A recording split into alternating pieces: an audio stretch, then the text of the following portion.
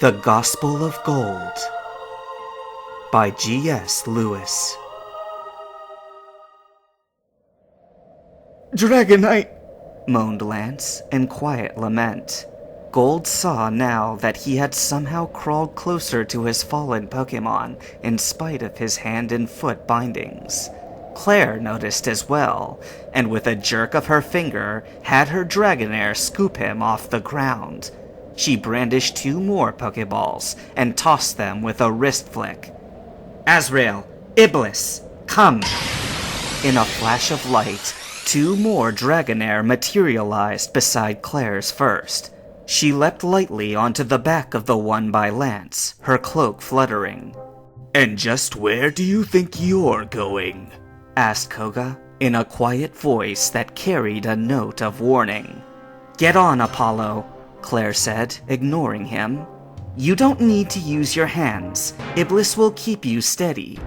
I heard what you said, Koga, Claire said briskly. I am taking my cousin and my brother to the safety of Blackthorn Gym before yet another disaster strikes. The last thing we need is to get teleported into a mountain, considering the state Will's in. No, Koga contradicted her. You're not leaving with Lance. The deal was that you'd get Lance only when Karen has gold in a league holding vault. Oh my god! Look at his hands! Claire screamed, pointing at Apollo's mangled fingers.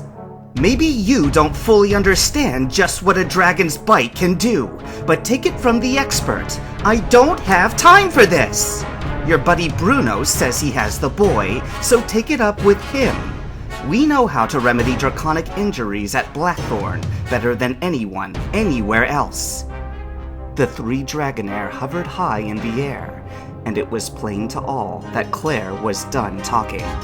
The next moment would determine if Koga or Will would move to stop their ally from retreating. They didn't.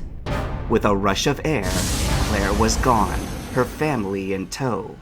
In the clearing, Alan and Koga looked at each other helplessly, while Will clutched his head and whined quietly. She left me, Alan remarked, sounding a little hurt. She left Dragonite, Koga added, pulling out a Pokeball. What a selfish woman, leaving it to others to tie up the loose ends. He raised the Pokeball, and it shot out a red beam of light, encapsulating Lance's last Pokemon with a crimson flash. I shouldn't complain. It was my job anyway. Well, now what am I supposed to do? Alan pressed. I don't have any flying-type Pokemon on me. What, to return to Blackthorn? Koga asked distractedly, moving toward the silent figures further back in the dark. Go back the way you first came. That would be through Ice Path, if I'm not mistaken. But that would take all night, and it's freezing in there. Then stay here, and do whatever it was you came to do. Koga glanced at Alan, and his tone was unsympathetic. If you were hoping to get into Claire's good graces, well, her behavior just now should have demonstrated where you stand in her list of priorities. Think you did her a favor? She cares nothing for gold, except the part he played in our bargain. It was always Lance she was after. Alan seemed about to ask something else, but in the next moment, he stiffened and turned around. Gold heard the sound of soft but heavy footfalls approaching in the grass. Will didn't react at all, but Koga waited casually, like he was expecting this new company. Sure enough, Bruno's great bulk became outlined in the darkness, and soon he was standing at rest next to Will. Here we go, thought Gold, watching with unblinking eyes. Go ahead and ask him, Koga. Ask him where I am. Where's the boy? Asked Koga in a carefully neutral tone. Gone, replied Bruno simply. As before, the silence between them was sudden and palpable. Alan wilted a little as the quiet pressure mounted, and even Will looked up from his stabbing headache. Gone, Koga repeated, his tone still neutral, not raising inflection for the question. You threatened to break my arms and legs if I didn't entrust him exclusively to your care. And now you tell me he's gone. Bruno said nothing. Koga turned sharply away, marched to the dark figures he had been checking before, and dragged them to the center of the group, in the flat grass where Dragonite had lain. Neither body made a sound, but there was no way that Gold could mistake the forms of Marina and Junichi. He felt a fresh wave of anxiety wash over him. This is officially justified. Vindicated. Koga let go, without regard to the two heads bumping on the ground. He no longer bothered to conceal the anger and frustration in his voice. Elites do not fail missions.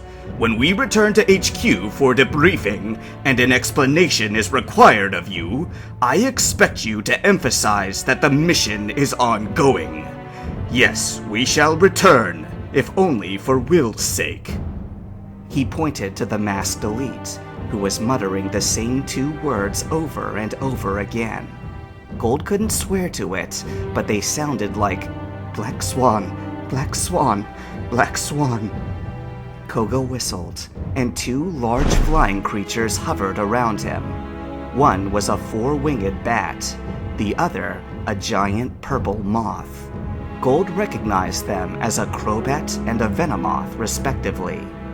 Koga lifted Junichi's limp body over his shoulder and turned to Alan. You get your wish, Ace Trainer, the ninja master announced. I'm taking this boy back to League HQ. You may borrow my Pokemon to fly to Blackthorn, but take the girl with you. What? But... Alan stuttered. Why am I leaving Mahogany Town? Isn't that where Gold was last seen? All of Team Rocket has a hit-out on him, answered Koga. And as they are somewhat in a state of disarray, some will likely swarm out of their hideout in Mahogany and take to the streets. The boy seems to have a knack for getting away. Here, he threw Bruno a dirty look. So in my estimation, he will either retreat to Ekritik or press on to Blackthorn. You may as well be in the latter location, with an assurance that he will eventually come to you anyway. Alan seemed very hesitant. I'm holding a young woman hostage, he murmured to himself. I'm a hostage holder, he repeated, as if he couldn't quite believe his own words. Koga paused and regarded Alan with an appraising stare. The earth around me is crumbling, he muttered, still loud enough for everyone to hear. The ninja proceeded to place both hands firmly on Alan's shoulders, looking him squarely in the eyes. Your hands are already dirty, he said. But it needn't be in vain. I will remember you when Claire does not, if you follow through to the finish. I will see to it that the main story in tomorrow's news is a rumor of Claire's possible promotion to the League, and that Alan Go would be her choice replacement as gym leader. It will draw Gold to you, and so mutually benefit us both. You can do that? Alan breathed, with wonder in his voice. Not alone, Koga admitted. But I'll make my colleagues see the sense in it. As for you... He lowered his voice, and Gold strained to hear. Do you want to become a well-recognized dragon tamer? Possibly even the replacement gym leader of Blackthorn City, and not merely a rumor? Yes. Yes? All you have to do is send Crobat when the boy comes, and keep Gold there for me. Have Venomoth put him to sleep, or use your own Pokemon. I don't care how.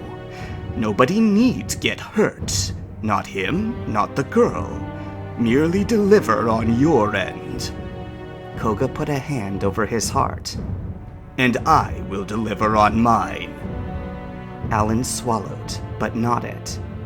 Okay. Okay. The Poison Elite moved next to the Psychic Elite, and the Fighting Elite joined in on the other side. Koga shifted Jinichi's weight on his shoulder, recalling Muck back to its ball with his free arm. Will eagerly followed suit with Zatu, looking anxious to leave. Bruno merely extended his elbow, and Will grabbed both his and Koga's. For a moment, their bodies were engulfed, not in light, but something akin to the ultraviolet glow of a blacklight. Then they were gone, leaving nothing behind but the impressions of their feet in the grass.